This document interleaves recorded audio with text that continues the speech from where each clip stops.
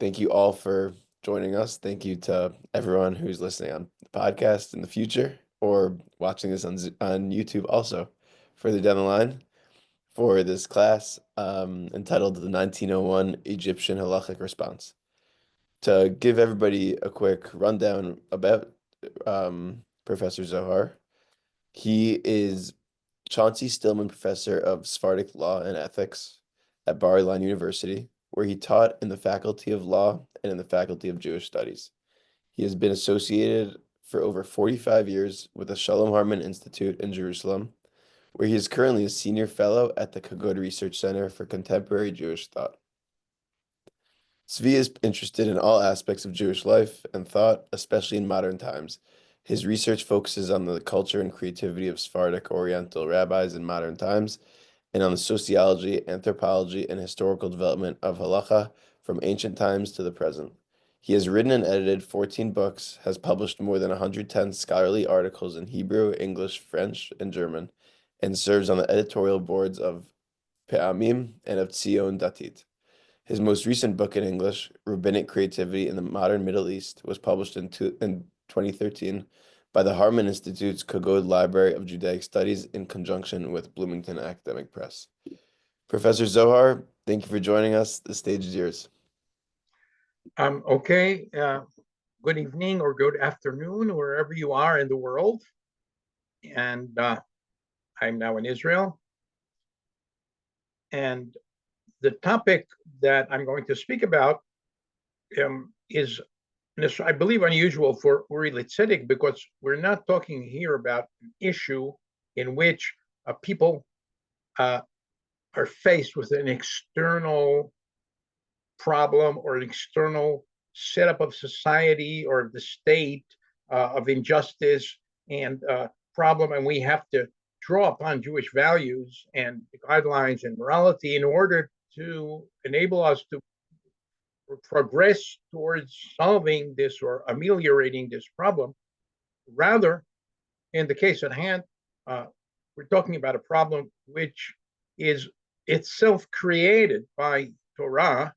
And in that sense, when rabbis deal with this, they're trying to ameliorate a problem which itself was created within the system, which is an interesting thing to contemplate, that this is possible.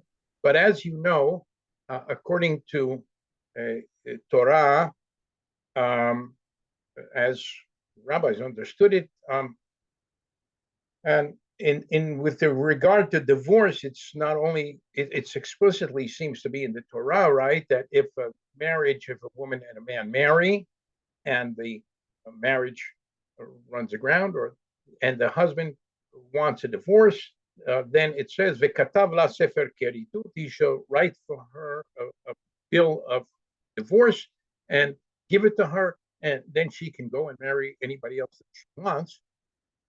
The catch is that if the husband decides not to do that, not to give the bill of divorce, the get, the woman is chained to him. Aguna is like an anchor. She's anchored to him.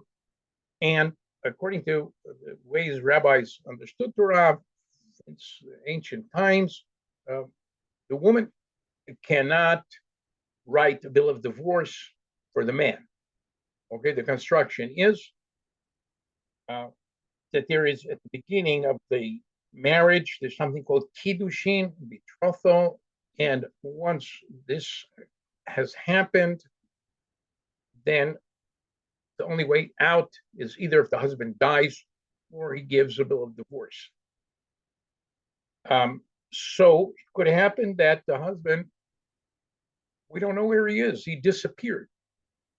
Now the woman, since he's presumed alive, and we don't know where he is, the woman can't remarry unless he's proven dead or he gives the get, right? So this woman is in Aguna, and this has been an issue all along in the history of halakha. However, in the past, there was also within the jurisdiction of the communities to apply different kinds of pressure or sanctions upon the husband. And sometimes this worked. So that's the issue of Aguna, which is set up, and it's very easy. That's another issue. It's very easy, according to rabbinic law, for a couple to have the kiddushin. They don't need a rabbi. All they need is some item of a small value and two witnesses, and the man gives the woman this item, and he says, "You are hereby betrothed to me, harayat mekudeshet li, by this symbolic receipt of this object, and from now on, the only way to terminate that relationship, once again, is through a get." And halakha differentiates between this beginning of the construct of women being married, eshet ish, and the actual marriage ceremony, which happens under the chuppah, after which the couple begin to live together as man and wife in a Jewish marriage. In ancient times, the period between the initial tying the knot, as it were, by kiddushin, and later beginning the marital living together by chuppah, could take months or years. In our times, it's when you see a Jewish ceremony at the same time, within about 5 or 10 minutes of each other, the man gives the ring to the woman, and very soon after that, there's a ceremony of nisuin, of sheva barachot, and now the marriage has begun. But these are legally two distinct matters. Okay, so that's how a woman can enter into a situation in which she is contingent upon the husband's agreement to terminate this situation of marriage, and she can't do it by herself. So in that sense, she is linked, Aguna, tied to him until he gives the bill of divorce, or conversely, if it passes away. So that's the background. So this is an inherent asymmetry within the system in favor of the man. Okay, so having said that, now let me talk a bit about the Jews in Egypt. The Jews in Egypt are a very ancient community. Of course, they began in the Bible. We recently we finished, right, the Parashat Vayechi, Sefer Bereshit. We see how the Israelites got to Egypt, and then they spent hundreds of years there, and then they left Egypt. But you see, at the end of the time of the first temple,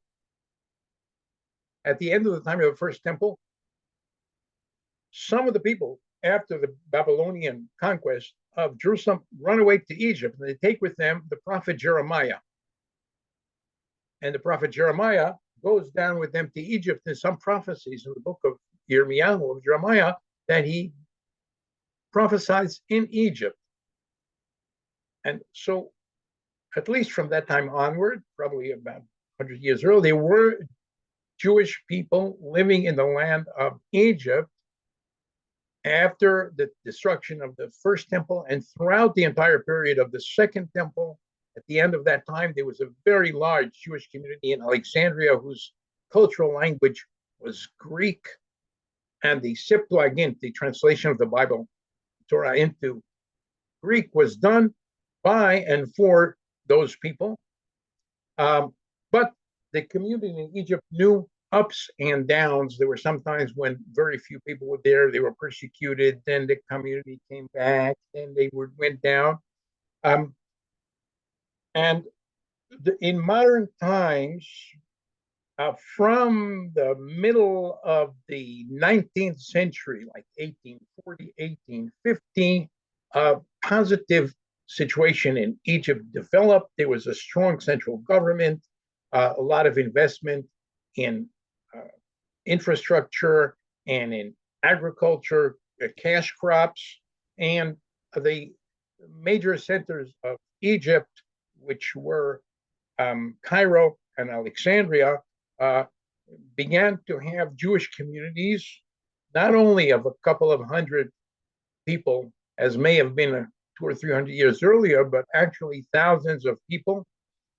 And by the time the 1948, the war between Jews and the Arabs, in which the Egyptians decided to join in, by that time there were about at least 80,000 Jews living in Egypt, about half and half between Cairo and Alexandria, with a scattering of Jews in smaller towns in northern Egypt and the Nile Delta. And many of the Jews were doing well financially, not all. There was an interesting community of Karaites, Jewish people who don't accept the rabbinic tradition, and they got along pretty well with the rabbinic majority, the Jews who do follow the Talmud. And what the community was able to do, because they had solid economic was they were able to attract first-rate rabbis to serve as the rabbis of their cities and as the dayanim of the judges in the rabbinic courts. And so we got a lot of talented people who were not necessarily born in Egypt serving there as rabbis. And there they felt they had to confront a host of issues of modern times. Some of the people coming to Egypt were coming from Europe with a weak traditional background. The legal situation in Egypt was like in the Ottoman Empire, in which any person that enjoyed the foreign citizenship of a European power was basically not bound to the laws and the courts of Egypt, but rather to the consular courts and jurisdiction. And this was also true for matters of marriage and divorce. So that if somebody was born in Egypt and grew up in Egypt, he or she was Jewish, they were subject to the laws there, which were that Jewish marriage was recognized by the state as legal, and the state accepted the decisions of rabbis on this matter.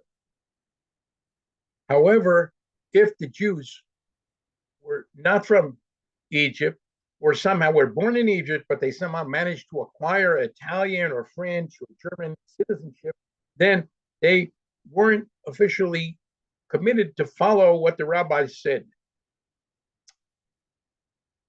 One issue that came up, and now we're going to be talking about that, was that various young men, okay, remember that in the late 19th and early 20th centuries, millions of Jews were seeking to get out of Eastern Europe. There were pogroms, there was poverty, there were persecutions, and most of those Jews moved to Western Europe, and many to North America, and some to South America.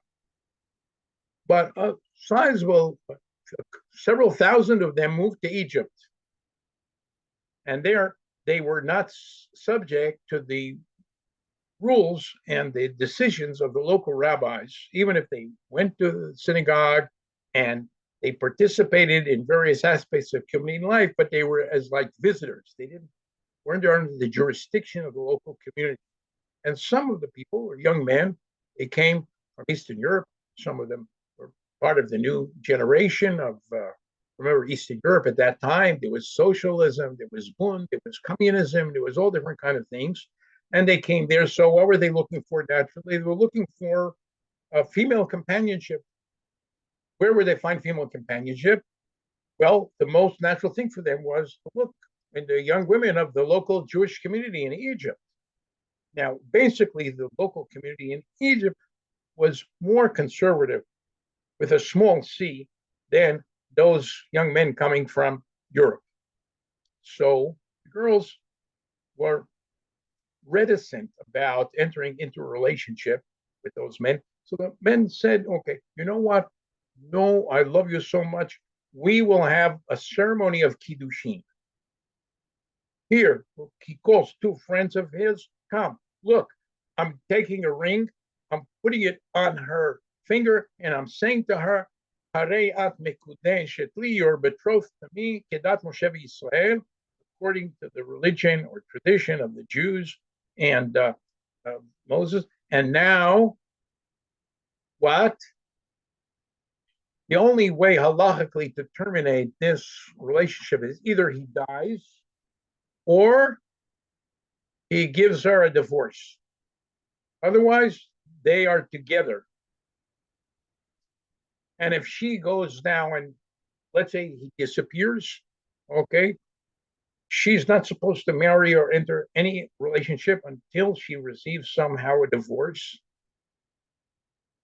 But the problem was that these young men weren't really halachically committed or serious about this. They were just doing this in order to have a physical relationship and a companionship with these young women.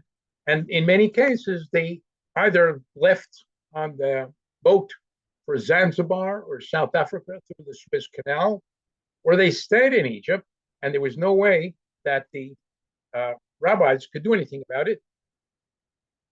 And now we're going to see the text of what the rabbis wrote and how they're related to this. The main person's text that we're reading is from a book, Nahar Mitzrayim, the River of Egypt, that was composed and published in 1908 by the chief rabbi of Cairo, Raphael Aaron ben Shimon, who himself had been born in Morocco. Then, as a child, came with his father to live in Jerusalem. He grew up in Jerusalem and was made chief rabbi of Cairo in 1891. So we're going to see now, if we can please have the text also on screen, what Rabbi Raphael Aaron Shimon writes about this matter and what are his considerations and how he dealt with this. And he says, can we have the text on screen? Okay. We suffer greatly from those who breach morality, who set their eyes on the land's young women and trap them by their wiles, who violate their honor in a strange and corrupt way. Okay, we need it broader if we could, make it wider. For these villains who entice Jewish maidens to accept kiddushin from them, promise that subsequently they will surely enter with them under the chuppah, meaning they will move on to a full marriage relationship. And these gullible and uninformed young women don't know the fine points of halakha and what they're getting into, having received the kiddushin from the enticing youth, consider themselves as already married to him and give themselves to him, meaning they go to bed together. Some of them lost their virginity, and some became pregnant and gave birth.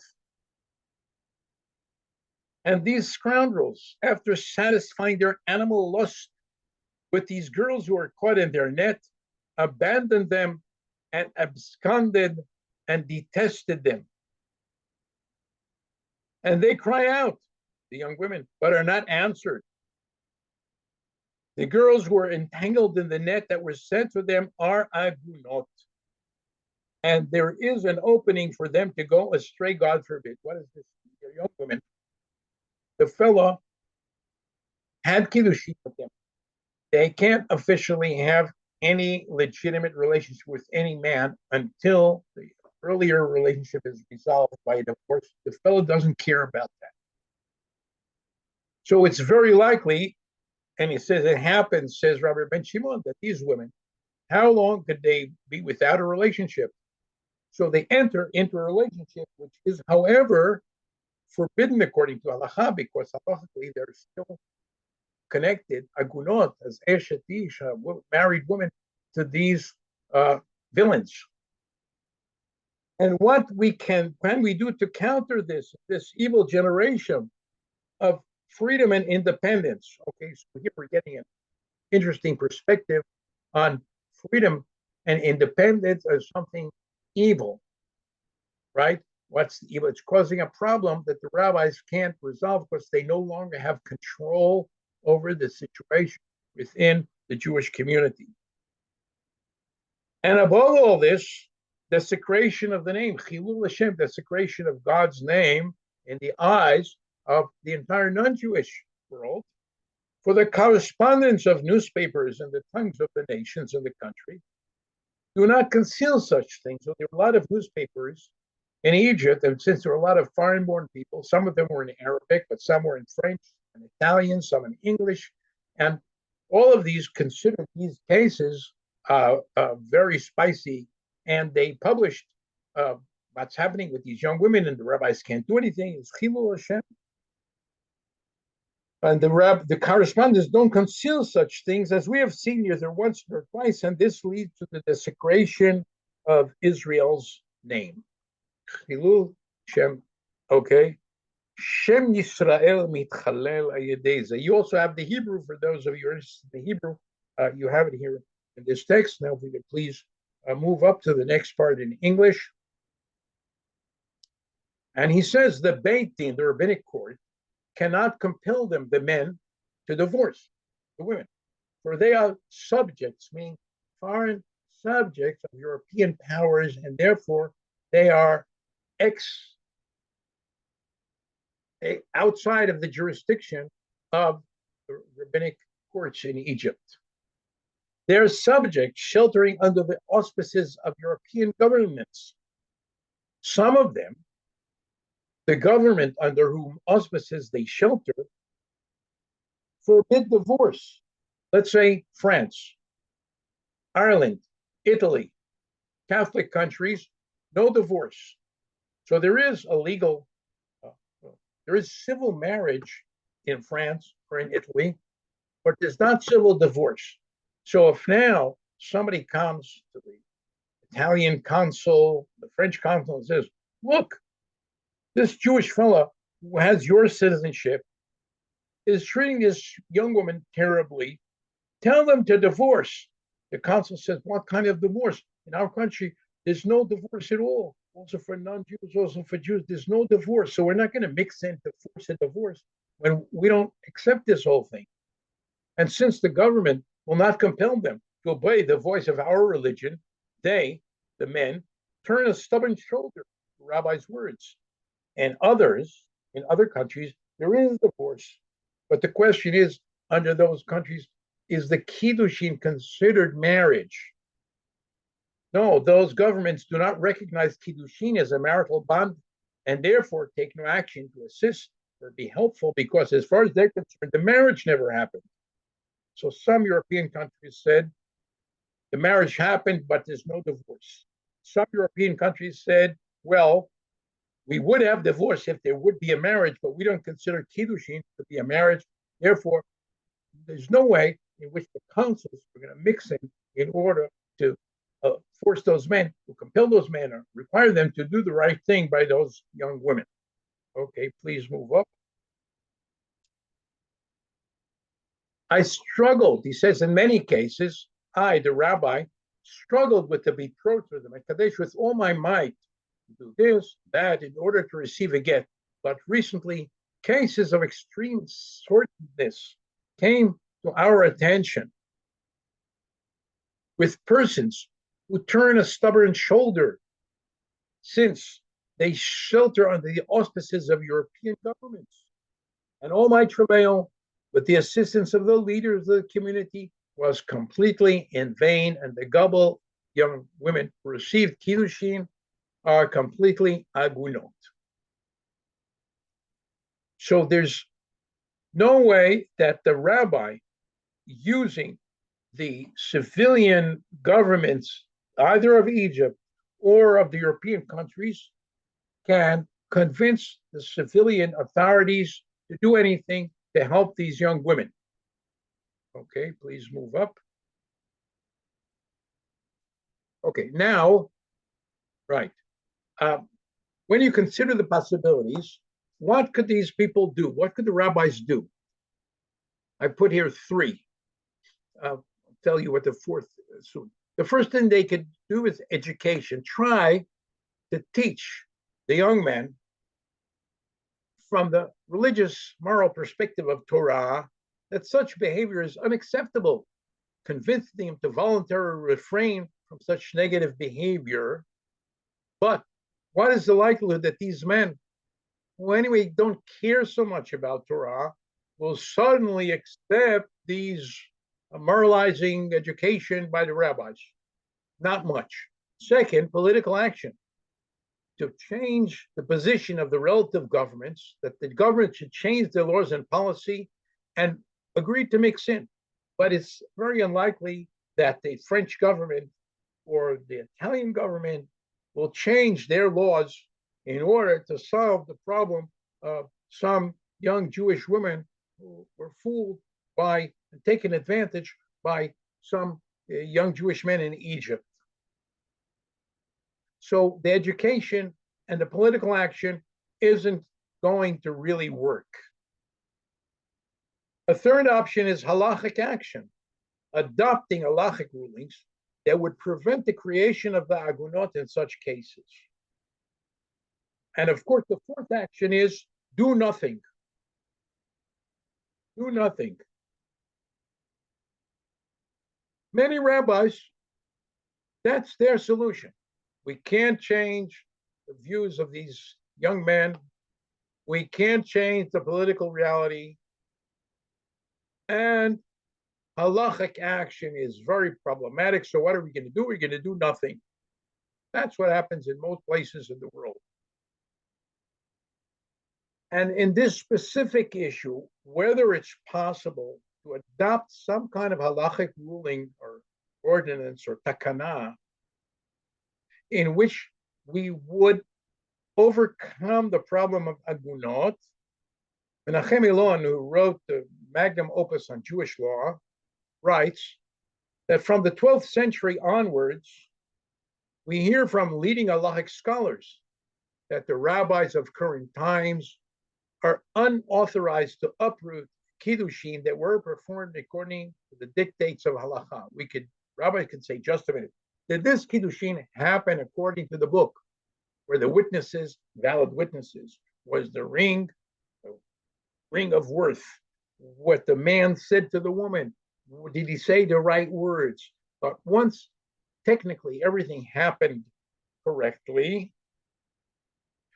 can we now say that because there's some moral or value problem in what the consequences were, we're going to say that the kiddushin are non-existent?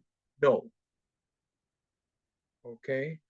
We hear from the majority of halachic scholars that in principle, a takana invalidating certain kiddushin would be halachically valid.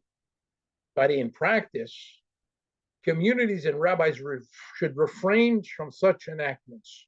And indeed, writes Menachem Elon, halachic enactments relating to the invalidation of kiddushin decreased more and more until they ceased almost completely.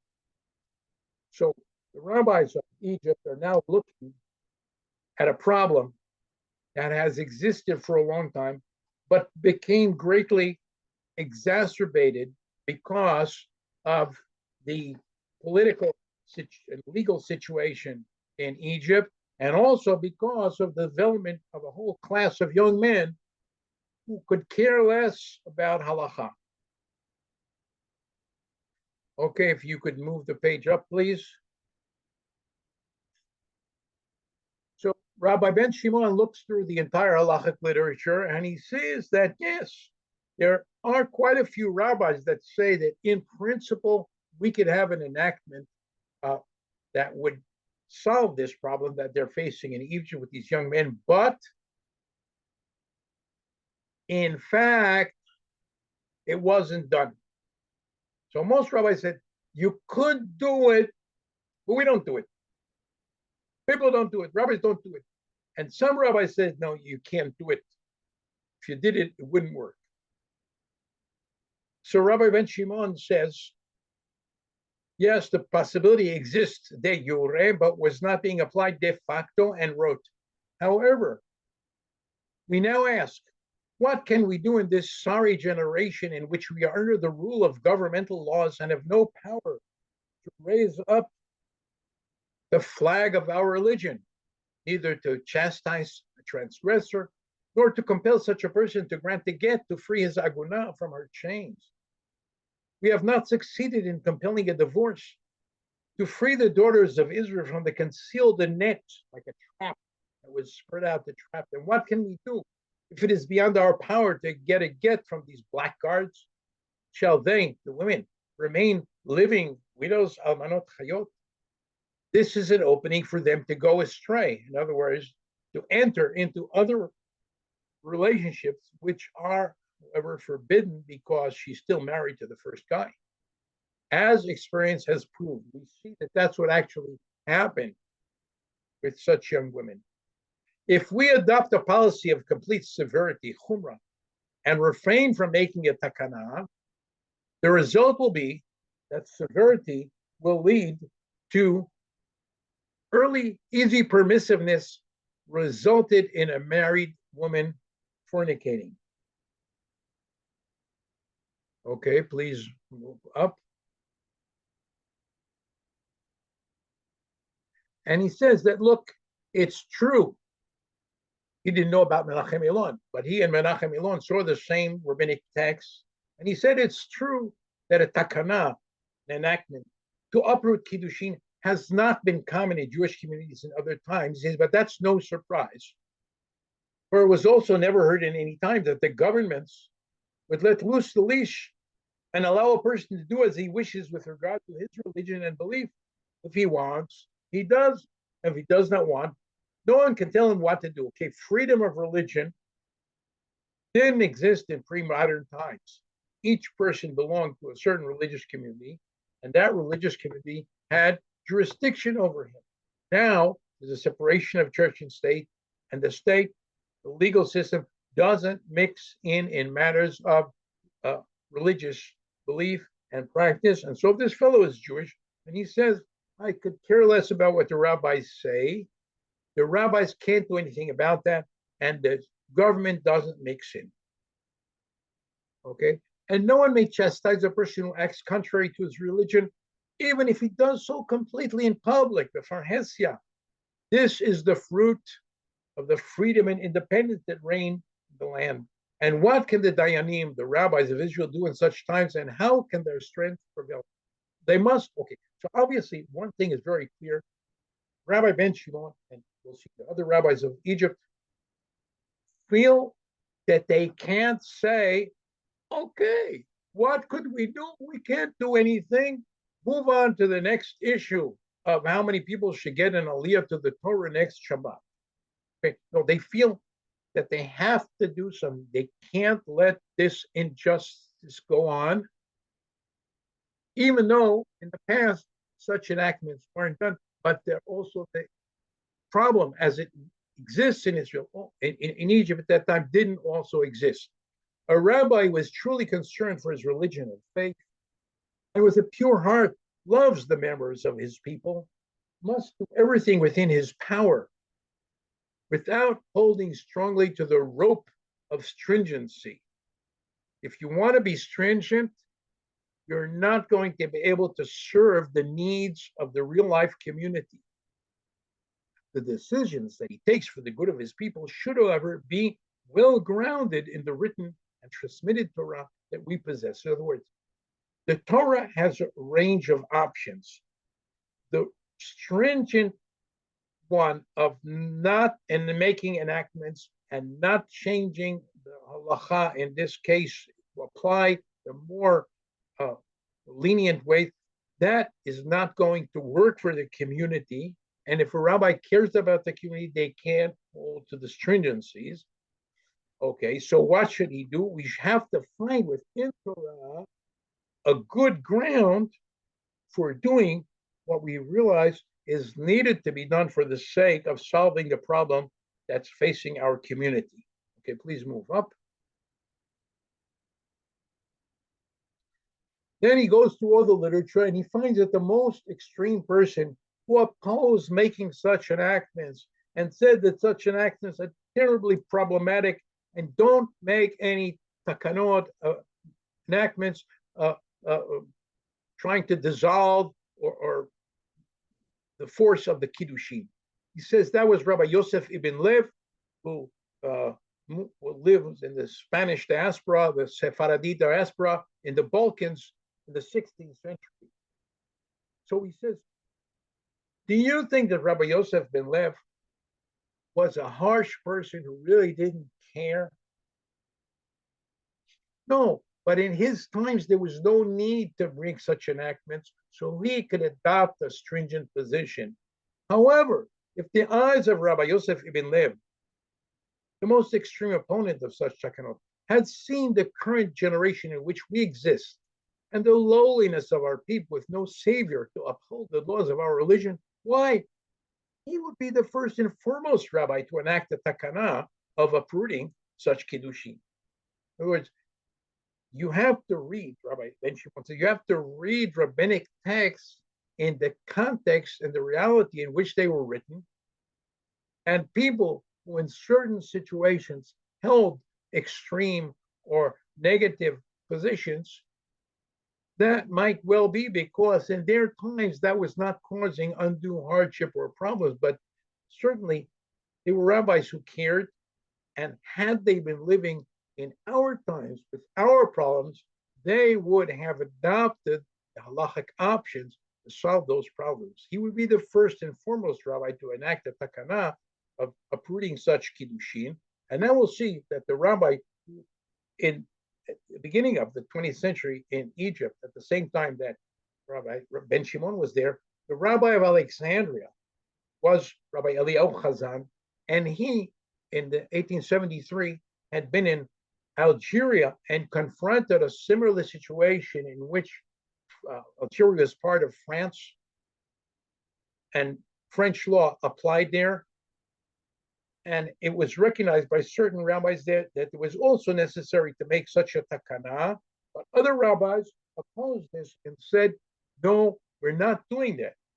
And let's see what Rabbi Eliyahu Chazan had written about that, the situation. Please move the page up.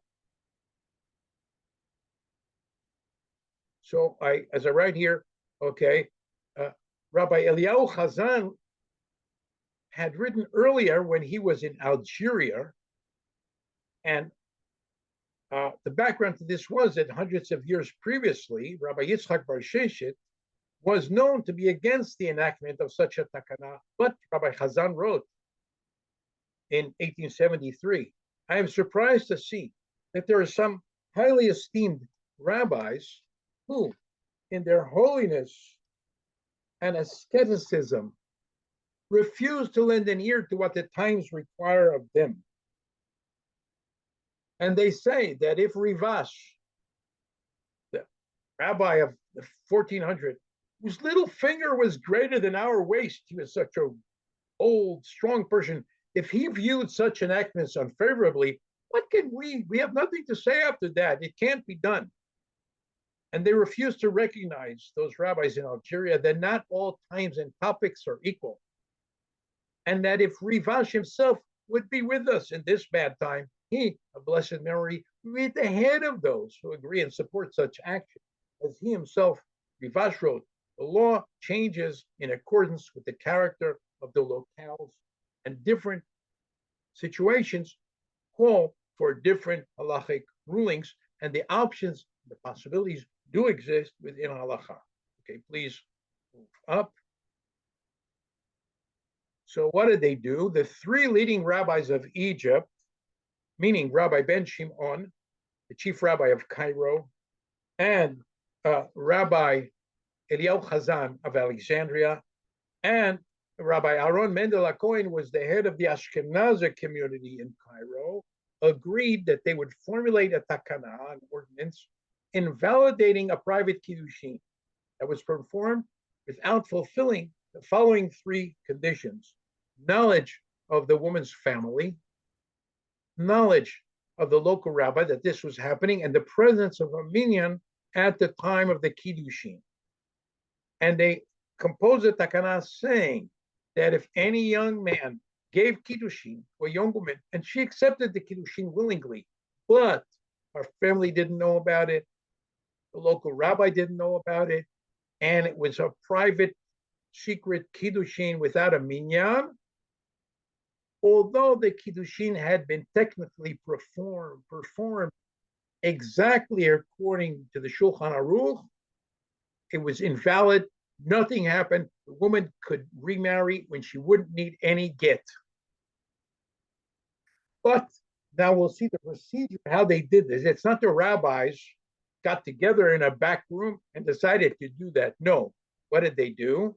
We, the three rabbis of the major communities mentioned, traveled to all of the cities of Egypt in which there are Jewish communities at the present time.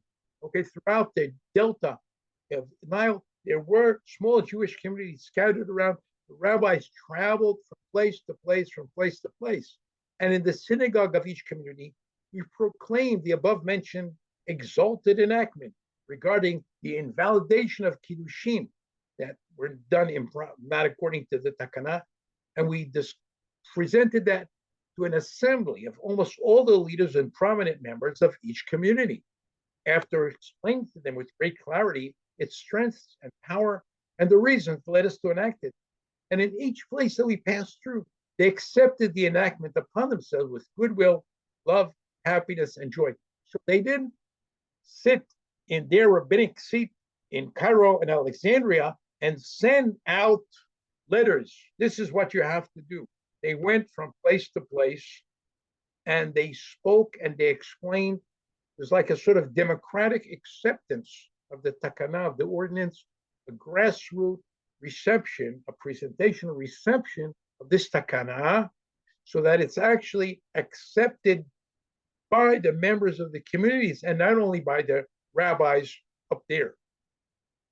By the way, they brought to each place a large placard outlining the contents and significance of the takana in Judeo-Arabic, because there were Jews born in Egypt who didn't understand halakha, and what they really understood was Arabic, and Judeo-Arabic is Arabic, a dialect of Arabic that's written in Hebrew letters. So if somebody knows how to read the Siddur, they could read Arabic written. That's how, by the way, the great rabbis of the Middle Ages, Rambam, right? He wrote his Moreh Nevuchim, and he wrote the Guide to the Perplexed, and he wrote the commentary to the Mishnah in Arabic, but in Hebrew letters. And they brought a large placard outlining the contents and significance of this Takana Judeo-Arabic to be hung in a prominent place in the synagogue. The Arabic text was more explicit than the Hebrew in specifying what the Takana sought to achieve. And here is a paragraph that they say straight on: to preserve the virtue of the daughters of Israel and save the daughters of Israel from falling into severe prohibitions and from giving birth to mamzerim. A mamzer is a child born to a Jewish woman. The famous case is the Jewish woman is married to man A, but she has a baby with man B, different Jew. That's a mamzer. A mamzer cannot marry and shouldn't marry most Jewish people, and that makes his situation, community, very difficult. And he says, if until now, if there was private kiddushin and the man ran away or ignored the woman, sooner or later she might fall into a forbidden relationship. And if she gave birth to children not from her husband, they would be mamzerim. For all that can result from kiddushin contracted in secret without the knowledge of the Beit Din. So after going through this entire process, okay, first of all, recognizing the problem and realizing that this problem was terrible. We have to do something about it. We can't hide and say, well, rabbis in the past didn't do it, so what could we do? No, you have to choose the option that enables a solution to the problem. B, we have to get the community to recognize and participate and validate this takana. And okay, now this takana is in force. And if a young man from Europe comes and sweet talks a young woman from Egypt, and she gets from him kiddushin without the rabbi knowing, without her family knowing, without a minyan, the kiddushin is like nothing happened, according to the takana. Now let's go and see what happened to the end of this text. Okay, the Hebrew didn't come up. Rabbi says in 1908, Rabbi Ben Shimon concludes, we must give praise to the Lord. That's 7 years after the enactment. We must give praise to the Lord, whose grace has been bestowed upon us, that ever since the Takana was established and proclaimed throughout the land of Egypt, its fear and power were recognized by all. 7 years have now passed since the establishment of the enactment. And no man in all of the land of Egypt has dared to conduct kiddushin without the permission of the Beit Din, without compliance with the rules of the enactment. For we know that such kiddushin would be in vain. It would have no power, no validity. And no woman has agreed to be enticed to receive kiddushin from any man, contrary to the enactment, and to bring upon herself dishonor to no avail. Thank God, this breach, has been fenced off. Okay, so that's the way in which the rabbis of Egypt, who, from the beginning of my research on the Sephardic rabbis in modern times, my MA was on the rabbis of Egypt, and this enactment and other very interesting rulings by rabbis of Egypt are very instructive. And I will sum up by saying that rabbis of Egypt and Sephardic rabbis until Shas, they weren't reform.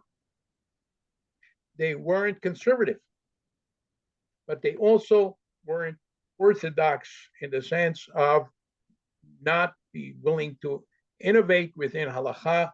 All of those categories are European categories, which I'm unhappy to say, today almost all Sephardic rabbis are not in that position because they all studied in Ashkenazic yeshivot, and the different differences and positions and policies of Ashkenazic yeshivot have been adopted by most rabbis of Sephardic parentage.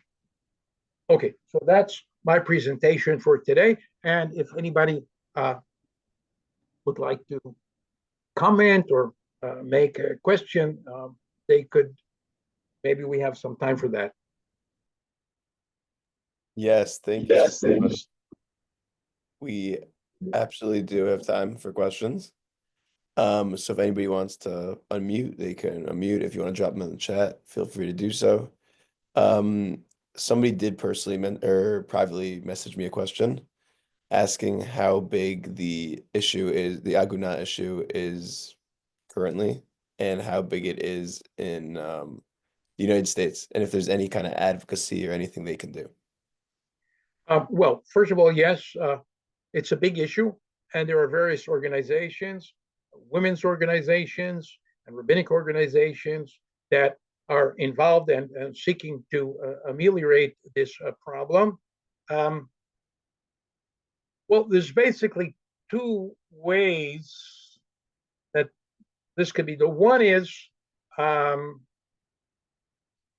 various kind of prenuptial agreements that the couple will sign and agree to before they get married, making or relating to a situation in which the husband disappears, the husband is unwilling to give a get and he refuses to give a get, and imposing certain conditions that will make the husband want to give a get, because every day that he doesn't, he's going to lose $1,000 or something. Or a stronger form of prenup, which is in a certain sense along the lines of what the Egyptian rabbi would make the kiddushin conditional. Okay, the man would say, "You are hereby betrothed to me on the condition that should you ever ask to receive a divorce or want to receive a divorce, and I refuse, or I'm not here to give it, after 3 months, the marriage will retroactively be annulled," because that's a kind of condition. The third, more in a certain sense, radical, but at the same time, very simple situation is to get married not with kiddushin. Um, okay, many years ago, a friend of mine, Avi and me, went to meet with the chief rabbi of Tel Aviv at the time. Rabbi Chaim David Alevi was a very unusual, learned person, and we were speaking to him about various things, and he said, "You know what? I have a whole halakhic decision written out in which I solve and I prevent any future problem of Agunot." We said, "Really? That's wonderful." So he said, "Why do you do it?" He said, "Okay, I'm not telling you until you tell me what do you think causes the Agunot." So we said, "Well, it's because of the evil husbands that they don't want to give a divorce when they're supposed to. When the woman wants a divorce, they refuse. It's because of the evil husbands." He says, "No, no, no. Think again." So we thought, well, you know what? It's because of the rabbis. The rabbis have various halachic ways of getting the husband to give a divorce, and they're afraid to actually use the powers that halakha could give them, and it's the rabbis who don't want to do that, and because of that, there's Agunot. He says, no, no, it's not because of that. So he said to him, okay, so what is the reason? What's the source of Agunot? He says, kiddushin. If there was no kiddushin, there's no Agunot. He says, and I would propose that the Rabbanut would offer to any couple that wants to get married, they say, you have two options. One is, we're going to offer you a traditional marriage with kiddushin. You should know that if it should ever come that you need a divorce, you'll have to go through the procedure of receiving a divorce from a rabbinic court. What if the husband is not here or he doesn't want? We can't do anything. And we have a different option under the Rabbanut of getting married without kiddushin. Anyway, so that's the more radical way of preventing agunot. Well, thank you for that. I think that's a great story and some good options there. Well, if anybody else has questions, feel free to drop them in the chat or unmute or message me privately. Um, give it a few more seconds, but if not, um, we really appreciate you, Professor Zohar, and we appreciate your time. And this recording will be posted on YouTube, Spotify, and Apple Podcasts. And it seems that there are no more questions, so that'll be it for today. But thank you so, so, so much for joining us. Okay. Thank you and take care. All right. Take care, everybody.